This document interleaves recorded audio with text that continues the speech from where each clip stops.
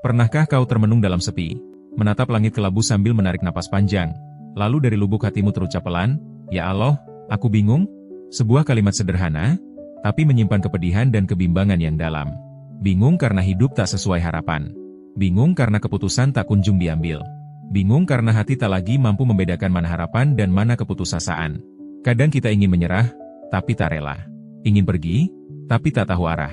Saat harapan terasa menjauh dan jawaban tak kunjung datang, kita mulai bertanya, bukan pada manusia, tapi pada Tuhan yang kita yakini Maha Kuasa dan Maha mengetahui isi hati kita yang bahkan tak sanggup kita ungkapkan. Kalimat, "Ya Allah, aku bingung," bukan keluhan biasa. Itu jeritan jiwa yang lelah berpura-pura kuat. Tangisan batin yang tersembunyi di balik senyuman yang dipaksakan. Kebingungan bukan kelemahan, melainkan pengakuan jujur bahwa kita hanyalah hamba yang terbatas. Dan dari pengakuan inilah, harapan bisa mulai tumbuh. Allah tidak membiarkan hambanya tersesat dalam kebingungan, selama ia mau kembali bertanya, berserah, dan percaya. Bingung bukan pertanda gagal. Justru kadang itu jalan yang Allah izinkan agar kita berhenti sejenak, membungkam logika, membuka hati, dan menanti petunjuk darinya. Di balik kebingungan ada doa yang lebih tulus, ada keyakinan yang sedang tumbuh, dan ada jawaban yang sedang Allah dekatkan. Dalam hidup, kebingungan kerap datang tanpa diundang. Ia menyelinap di antara pilihan yang rumit dan keadaan yang tak menentu.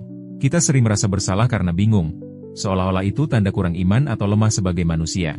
Padahal, bukankah Allah telah berfirman bahwa manusia diciptakan dalam keadaan lemah? Maka sejatinya, kebingungan adalah bagian dari fitrah kita.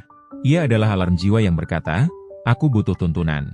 Bukan tanda kegagalan, melainkan panggilan untuk lebih bergantung padanya. Budaya hari ini menuntut kita selalu tahu apa yang kita mau, punya rencana pasti, dan cepat mengambil keputusan. Maka ketika kita bingung, kita panik dan merasa tertinggal. Padahal mungkin Allah sedang melatih kita untuk lebih tenang, sabar, dan bergantung hanya kepadanya. Jangan buru-buru menilai diri gagal saat bingung. Mungkin Allah sedang mengajarkan keikhlasan dalam ketidaktahuan dan tawakal dalam ketidakpastian. Karena di ruang hening kebingungan, jiwa sedang mencari cahaya. Dan siapa yang sungguh-sungguh mencari, Allah pasti tunjukkan jalannya. Kita lihat para nabi, bahkan mereka yang mulia pun pernah bingung. Nabi Musa berdiri di antara laut yang terbentang dan pasukan Fir'aun yang mengejar.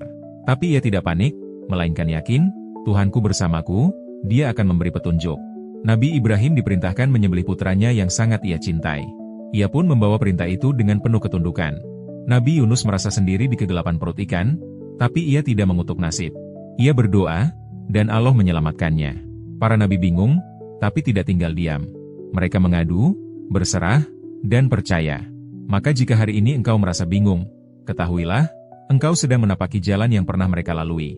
Dan seperti mereka, engkau juga bisa menemukan arah. Di tengah kebingungan, banyak yang sibuk mencari solusi di luar diri, pada manusia, buku, motivasi. Padahal sumber terang sejati ada dalam doa dan zikir. Doa adalah pengakuan bahwa kita butuh bimbingan. Ia tak selalu langsung memberi jawaban, tapi ia menenangkan dan menyambungkan kita dengan sumber segala kejelasan, Allah.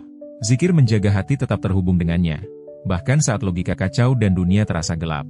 Mengulang nama-nama Allah adalah kekuatan jiwa. Ya Hadi, Ya Alim, Ya Fatah, Maha Pemberi Petunjuk, Maha Mengetahui, dan Maha Membuka Jalan. Kebingungan bukan waktu untuk diam, tapi waktu untuk mendekat. Jangan tunggu tenang untuk berdoa, tapi berdoalah agar tenang. Jangan tunggu jelas untuk berzikir, berzikirlah agar menjadi jelas. Bahkan satu sujud dalam gelap, satu istighfar dalam tangis, bisa membuka jalan yang tak pernah kau duga.